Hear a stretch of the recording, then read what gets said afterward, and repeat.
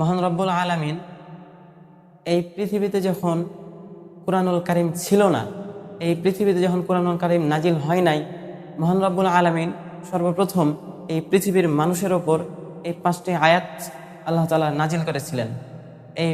অতএব এখান থেকে আমরা বুঝতে পারি এই 5টি আয়াত দ্বারা সূচনা হয়েছিল মহাগ্রন্থ আল কোরআনের। এই 5টি আয়াত দ্বারা সূচনা হয়েছিল ইসলামের বিধিবিধানের, অর্থাৎ ইসলামের সূচনা এই 5টি আয়াত দ্বারা শুরু হয়েছিল। মহান রব্বুল আলামিন, অতএব আমাদেরকে সকলেরই জানা উচিত মহান রব্বুল আলামিন এই আয়াতের মধ্যে কি বলছেন।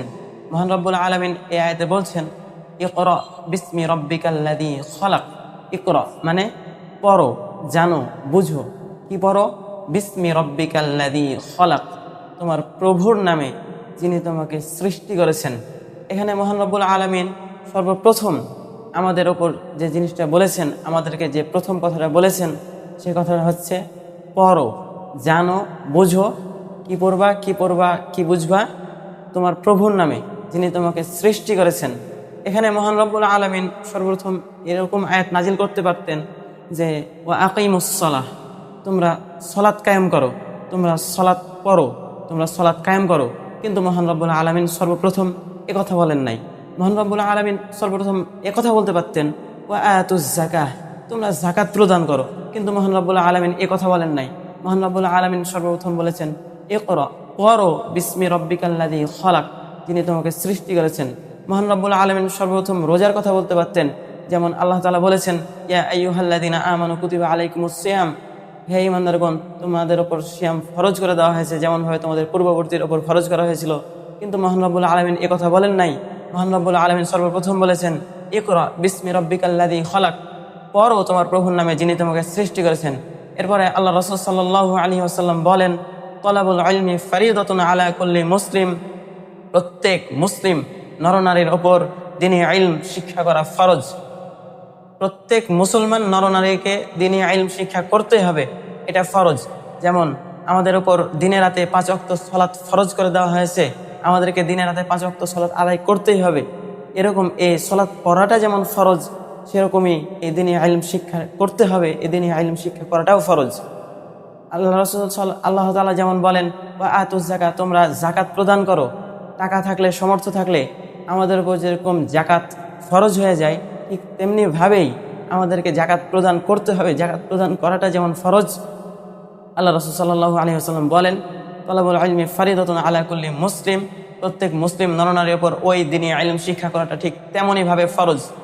কিন্তু আমাদের এখানে একটা ভ্রান্ত আছে, আমরা এখানে একটা ভুল বুঝি যে আমরা শুধু দ্বীনি ইলম বা দ্বীনের শিক্ষা বলতে আমরা শুধু এতটুকুর মধ্যেই সীমাবদ্ধ আছি, আমাদের মন মস্তিষ্ক দ্বীনি ইলম বলতে এতটুকুর দিকে সীমাবদ্ধতা আছে, বা আমরা এতটুকুই খেয়াল করি, ধারণা করি যে দ্বীনি ইলম শিক্ষা করা মানে মসজিদ মাদ্রাসায় খেদমত করা বা মসজিদে উঠে মেম্বারে বক্তব্য দেওয়া, এটার নাম হচ্ছে দ্বীনি ইলম শিক্ষা করা। মাদ্রাসায় চাকরি করা, এর নাম হচ্ছে দ্বীনি ইলম শিক্ষা করা। কিন্তু আল্লাহ রাসূল সাল্লাল্লাহু আলাইহি ওয়াসাল্লাম এই হাদিসের ব্যাখ্যা এরকম বলেন নাই। আল্লাহ রাসূল সাল্লাল্লাহু আলাইহি ওয়াসাল্লাম এই হাদিসটা এভাবে বুঝিয়েছেন যে দ্বীনি ইলম শিক্ষা করাটা হচ্ছে ফরজ। দ্বীনি ইলমটা কি? নিজেকে জান্নাতের পথে অগ্রসর করার জন্য, নিজেকে সুন্নত তরিকায় চলার জন্য, নিজেকে সমস্ত ফিতনা ফাসাদ থেকে রক্ষা করার জন্য যতটুকু শিক্ষা অর্জন করতে হবে, এতটুকু শিক্ষা অর্জন করা প্রত্যেক মুসলমান নরনারীর ওপর শিক্ষা করা ফরজ। কারণ একজন মুসলমান নরনারী যখন দ্বীনি ইলম সম্পর্কে জানবে না, সে আল্লাহ তাআলার ইবাদত পরিপূর্ণভাবে করতে পারবে না। কেন পরিপূর্ণভাবে ইবাদত করতে পারবে না? কারণ সে সঠিকভাবে জানে না যে কিভাবে ইবাদত করতে হয়। আর ইবাদত করতে গেলে সর্বপ্রথম জানতে হবে, প্রথমে আগে জানতে হবে, তারপর মানতে হবে। এটা হচ্ছে প্রথম শর্ত। আর একজন মানুষ যখন সর্বপ্রথম জানবে না কিভাবে ইবাদত করতে হয়, কিভাবে করতে হয়, ইসলামের বিধিবিধান কিভাবে পালন করতে হয়, এই জিনিসটা যখন মানুষ জানবে না, তখন সে মানুষটা পালন করতে পারবে না। যেমন মানুষ ভাত খায়, ভাত কিভাবে খেতে হয় এটা মানুষ সর্বপ্রথম জানে, জানার পরে সেই জিনিসটা খায়। তো এই জন্য আমাদেরকে সর্বপ্রথম জানতে হবে দ্বীনি ইলমটা কি। আমরা যখন একটা জিনিস ভালোভাবে জানবো, তখন সেই জিনিসটা ভালোভাবে করতে পারবো। আমরা যদি ভালোভাবে না জানি, তাহলে আমরা ভালোভাবে করতে পারবো না। এই জন্য আমাদেরকে সর্বপ্রথম জানতে হবে। আমি যখন জানবো যে কিভাবে সলাৎ আদায় করতে হয়, কিভাবে সলাতের রোকন কিভাবে সলাতের আরকান, আমি যখন এই জিনিসগুলো ভালোভাবে জানবো, ভালোভাবে স্পষ্টভাবে জানবো, তখন আমি খুব সুন্দরভাবে সলাৎ আদায় করতে পারবো। আমি যখন খুব ভালোভাবে জানবো আল্লাহ রাসূল সাল্লাল্লাহু আলাইহি সাল্লামের সুন্নাতগুলো কি কি, তখন আমি সুন্নাতটা খুব সুন্দরভাবে পালন করতে পারবো। আমি যখন খুব ভালোভাবে জানবো যে কোনটা সুন্নাত কোনটা বিদআত, তখন আমি খুব সুন্দরভাবে দুইটাকে আলাদা করতে পারবো এবং আমি সুন্নাতটা পালন করব এবং বিদআতটা থেকে আমি বের হতে পারবো। আমি যখন ভালোভাবে জানবো যে শিরক কোনটা, আল্লাহ তাআলা কোনটাকে শিরক বলছেন, আর শিরকের গুনাহ থেকে কিভাবে আল্লাহ তাআলা আমাদেরকে দূরে থাকতে বলছেন, তখন আমরা এই শিরক থেকে বেঁচে থাকবো। এজন্য আমাদেরকে সর্বপ্রথম দ্বীনি ইলম শিক্ষা করতে হবে। এই দ্বীনি ইলম শিক্ষা করাটা আমাদের প্রত্যেকের ওপর ফরজ।